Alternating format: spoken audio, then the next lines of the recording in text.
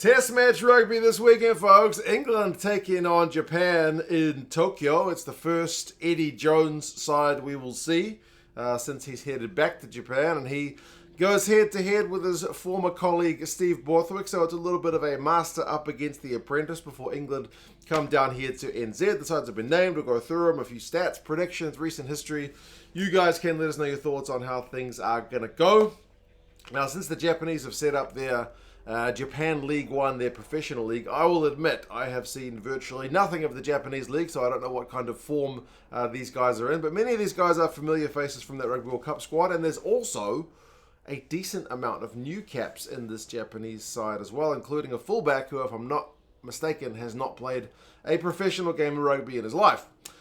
We've got a new prop and a new hooker in Mohara and Harada, both uncapped players for Japan, so there's certainly going to be a bit of pressure on them at front row time. And then Takeuchi is the 3-cap tight head prop, so they could be in for a long day at the office. I would imagine they'll want to be getting their scrum ball out as quickly as possible and maybe try to avoid the kind of set-piece battle just based on experience alone. Like the front row of Japan in recent times has been the likes of Craig Miller and Shota Horie and Ivalu and Jiwon-ku.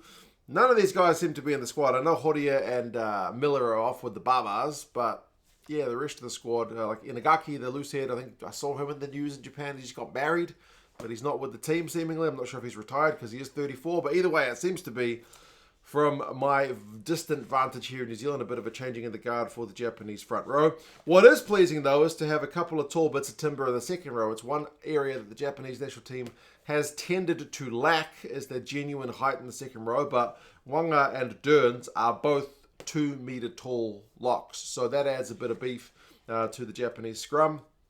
Helps them out at line-out time as well. Veteran Michael Leitch is going to captain the side from the blind side. Then you've got Tiennan Costley, who's a Kiwi, who's been on over in Japan for a number of years now. I think since he was about 18 on a rugby scholarship. He's qualified to play for the national team. I think he's a former Westlake boy, so 24 years old. He'll get his Japan national team debut from the number 7 jersey, so big congratulations to him.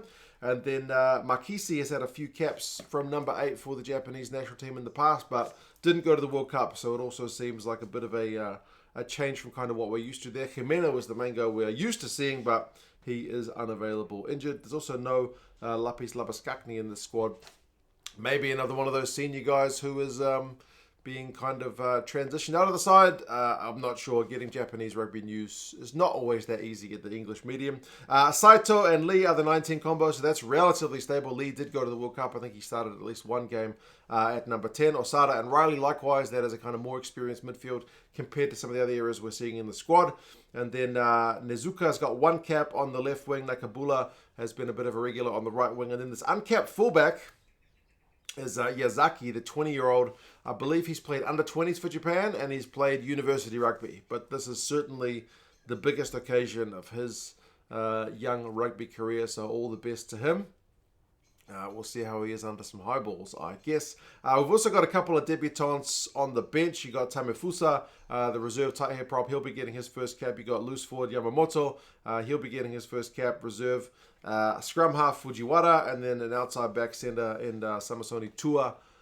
So yeah, a number of uncapped players in the squad. There's like veterans as well. Matsuda is there. Salmaki is there. So there are some kind of more familiar names on the bench. But yeah, Matsushima has apparently opted to sit this one out, so he's having a wee rest. But yeah, like I mentioned, there's no Amato Fakatava as well. I thought he was in the training squad, but he doesn't appear in the training or in this lineup. So yeah, some surprising ones. We'll see how they want to play.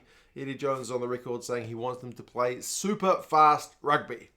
We'll see if they're kind of in that super fit category and able to kind of keep the ball moving, taking quick line-out throws and whatnot. There was a bit of a shift, I feel like, in the last 12 months of Japanese rugby leading up to the World Cup. They shifted to a slightly more traditional game. They still had the hectic passing, but also kicked a bit more than we're used to seeing from Japan. Japan, for a wee while, was very much a just kind of high intensity, high passing, high running team that didn't kick that much, but they certainly brought more of a kicking game in the lead up to the World Cup. For England, It's a pretty familiar lineup with some guys who didn't feature in the Six Nations also called back.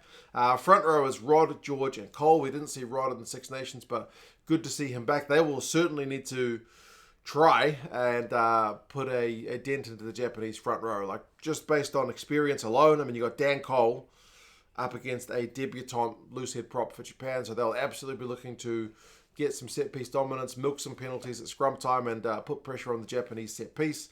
Locks are Itoje and Martin, so that's pretty steady as she goes in Borthwick's recent selections. It's great having kind of defensive powerhouse in Itoje, winning his turnovers and whatnot, and then just the brute force of George Martin adding some real oomph to the squad, for want of a bit of a term. Cunningham-South is in on the blind side alongside Underhill and Earl. So Underhill and Earl had pretty good campaigns in the Six Nations. Underhill with his crunching tackles, and Ben Earl, again, for mine, has been the standout player of England for quite some time now. Whether it's his carries, it's his turnovers, just getting behind the boys, he's been a real star. And then Cunningham-South is an interesting one at blindside because I don't feel like the number 6 jersey has quite been, like, nobody's really got their hands on it just yet to say that they're going to put a marker down and make themselves kind of irreplaceable in their number 6 jersey. Mitchell and Smith are the 19 combo. Mitchell was a pretty easy call based on the form he's been in for the Saints. And then Marcus Smith gets the nod ahead of Finn Smith, who is on the bench. Midfield of Lawrence and Slade, that's pretty steady as she goes. Tommy Freeman switches from his last Six Nations appearance from the right wing to the left to make way for Feyi-Waboso, who's back in. Remember, he missed that final Six Nations game with concussion. But he's got some devastating ball carries. And then Furbank continues to be preferred to Stewart at fullback. We'll see how he can kind of pull the strings from the back as well. Theo Danjo, Mala, Will Stewart, pretty steady as she goes. Front row replacements, Charlie Yules is back into the squad. He's in the number 19 jumper. Tom Curry, likewise, lack of game time for him, but he's immediately into the England squad. Harry Randall gets the nod as the replacement halfback. Finn Smith, like I mentioned, and then Tom Roebuck, potential debut for him if he comes off the bench. Weirdly, I mean, George is the captain, but 4 vice-captains. Slade, Itoje, Earl, and Marla. That's unheard of, but there you go.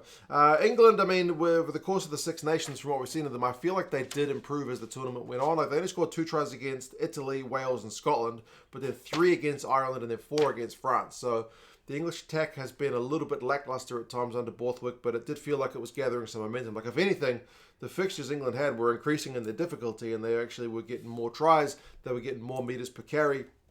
The lineup was really solid, so there's some encouraging numbers from England, and they'll certainly go into this one as big-time favourites. They've never lost to Japan. They've played 4 tests. It's 4-0 to England. Average score is 45-9, but remember, these 4 matches go all the way back to 1987, where it was 60 points to 7. The most recent match was at the World Cup. Comfortable enough for England, 34 points to 12 in that one. Predictions-wise, the bookies are saying England by 18, and the rugby forecast is saying England by 10. So, either way, England's predicted to win this one pretty handily enough. It is on at Tokyo. It's a afternoon game, I think 2:50 local time, which I think is like 5:50 for me here in Lindz. And I'll be on my way to the Super Rugby final by that stage, so I'll probably have to catch this one delayed. I think it's on Rugby Pass TV for free for you guys in the UK and Ireland. Luc Ramos from France is the ref. If you want some England rugby gear, check out England Rugby Store down in the description. They are an affiliate of the channel. All kinds of gear on sale there. But yes, what do you guys reckon? A young and kind of changed Japanese side under Eddie Jones looking to play some fast rugby. Can they give a more experienced and building England side any trouble? Do you think England need to put in a solid performance to grab some form before they come down here to NZ? You guys let us know your thoughts, and I'll talk to you guys again soon. See you later.